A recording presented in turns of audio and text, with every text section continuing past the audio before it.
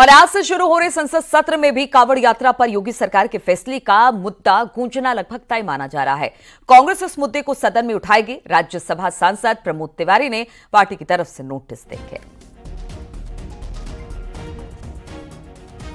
कांवड़ पे जो आपने किया है इसका सीधा प्रभाव दलितों पे भी पड़ेगा, अनुसूचित जात पे पड़ेगा। अब उसका नाम अगर अरुण वाल्मीकि होगा तो लिखेगा नहीं। तो इसके मतलब जो महात्मा गांधी कर गए, जो देश का संविधान कह रहा है कि छुआछूत मिटाओ, आप छुआछूत बढ़ाओ दे रहे हो। सब समाज को जोड़ने की बात करना, अगर कोई तोड़ने की बात करे तो सरकार को उसके खिलाफ कार्रवाई करनी चाहिए, या तो सरकारी जो है छुआछूत फैला रही है। तो आप जो नोटिस देंगे उसमें ये मांग रखेंगे कि इस फैसले को वापस लिया जाए या चर्चा की मांग करेंगे? देखिए, उधर विपक्ष लगातार योगी सरकार के फैसले का विरोध कर रहा है और फैसले को मुसलमानों के खिलाफ बता रहा है, जबकि बीजेपी का कहना है कि उत्तर प्रदेश में कानून राज है। हमने कहा है गवर्नमेंट से, यह संवैधानिक है, इसको वापस लीजिए। ये केवल मुसलमानों को हैरेस करने के लिए है, उनकी व्यवसाय को ख़त्म करने के लिए है, और अगर दुकानें लगाएं तो उनके जीवन को भी खतरा हो सकता है, संपत्ति को तो खतरा है ही। और ये सब इसलिए कर रहे हैं क्योंकि अभी चुनाव हार चुके लोकसभा के चुनाव में हारी हुई बीजेपी उत्तर प्रदेश में सन्निपात की स्थिति में चली गई है। वे क्या कदम उठा रहे हैं देश के लिए, है ठीक कि नहीं है, उनमें समझ में नहीं आ रहा है, और इसलिए उन्होंने ये सब किया है। हमने इसको सेंट्रल गवर्नमेंट से कहा कि इसको वापस लीजिए। ये लोग तुष्टीकरण की राजनीति करते रहे और समाज के एक वर्ग का तुष्टीकरण करके इन्होंने जिस प्रकार से राज्य में अराजकता, गुंडागर्दी, बेईमानी और माफिया राज खड़ा किया था 2012 से 17 तक, पूरे प्रदेश की जनता उसे जानती है। आज प्रदेश में कानून का राज है। हमारी सरकार कानून व्यवस्था के लिए, माननीय मुख्यमंत्री जी संकल्पित है बेहतर कानून व्यवस्था के लिए। और इसी पर बातचीत करने के लिए दिल्ली से विनीत हमारे साथ जुड़ गए। विनीत, आज से मानसून सत्र की शुरुआत हो रही है। आज आर्थिक सर्वेक्षण पेश किया जाना है और कल सबको इंतजार होगा निर्मला सीतारमण जो बजट पेश करने वाली है। इसको लेकर किस तरह की तैयारी है और साथ ही साथ किस तरीके का रहने वाला है ये मानसून सत्र?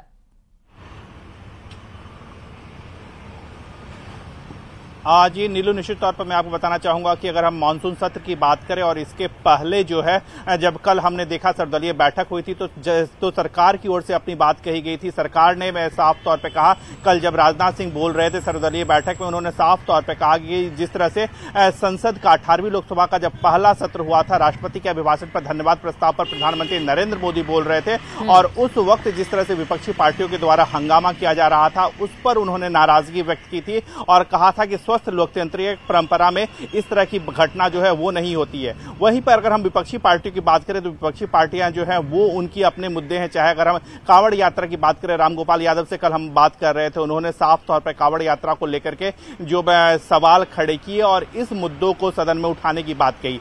इसके साथ ही साथ मैं एक और महत्वपूर्ण बात बताना चाहूंगा कि जिस तरह से डिप्टी स्पीकर का मुद्दा है उसको जो है वो विपक्ष चाहती है कि डिप्टी स्पीकर का पोस्ट जो है वो विपक्षी पार्टियों को मिले, और इसको लेकर के भी कल सर्वदलीय बैठक में विपक्षी पार्टियों ने अपनी ओर से मांग रखी थी।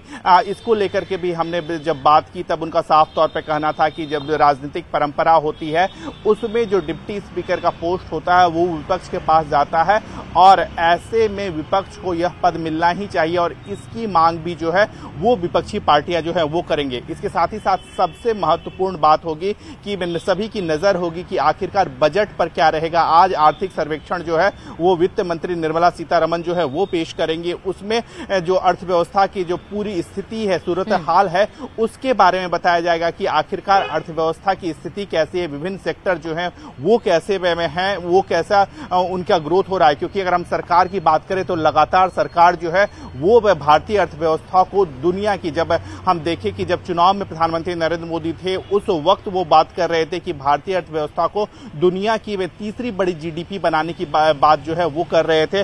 उनका साफ तौर पे कहना था कि उनके तीसरे कार्यकाल में जो भारतीय अर्थव्यवस्था है वह तीसरी बड़ी अर्थव्यवस्था बन जाएगी। तो आखिरकार जब वित्त मंत्री निर्मला सीतारमण जो है वो आर्थिक सर्वेक्षण पेश करेंगे, वह अर्थव्यवस्था का सूरत हाल जो है वो बताएंगे। इसके साथ ही साथ कल केंद्रीय बजट जो है वो पेश किया जाएगा। हालांकि मैं आपको बताना चाहूंगा कि बजट को लेकर के, क्योंकि जिस तरह से अगर हम बात करें सरकार के दावों की बात करें कि आखिरकार जो अर्थव्यवस्था है उसे वो कैसे मजबूती दी जाए, इसको लेकर के बात की जाएगी। लेकिन एक बड़ी बात यहां पर मैं आपको नीलू बताना चाहूंगा कि विपक्षी पार्टियों की ओर से लगातार जिस तरह से फूड इन्फ्लेशन में जो है वो लगातार बढ़ा हुआ है, डबल डिजिट में है, इसको लेकर के जो है वो सवाल खड़े किए जाएंगे। हालांकि सरकार का साफ तौर पर कहना है कि जो होलसेल ओवरऑल इन्फ्लेशन है वो सिंगल डिजिट में है, वो बहुत लो है, 4% के आसपास है। लेकिन जिस तरह से फूड इन्फ्लेशन जो है वो डबल बिल्कुल, तो देश की आर्थिक स्थिति किस तरह की है इसका लेखा जोखा आज निर्मला सीतारमण रखने वाली हैं। कल बजट पेश होगा, लेकिन दूसरी तरफ विपक्ष भी हंगामे के मूड में दिखाई दे रहा है। कई ऐसे मुद्दे हैं जो इस मॉनसून सत्र में उठाए जाएंगे। विनीत, बहुत बहुत शुक्रिया आपका हमारे साथ जुड़ने के लिए और तमाम जानकारी हम तक पहुंचाने के लिए।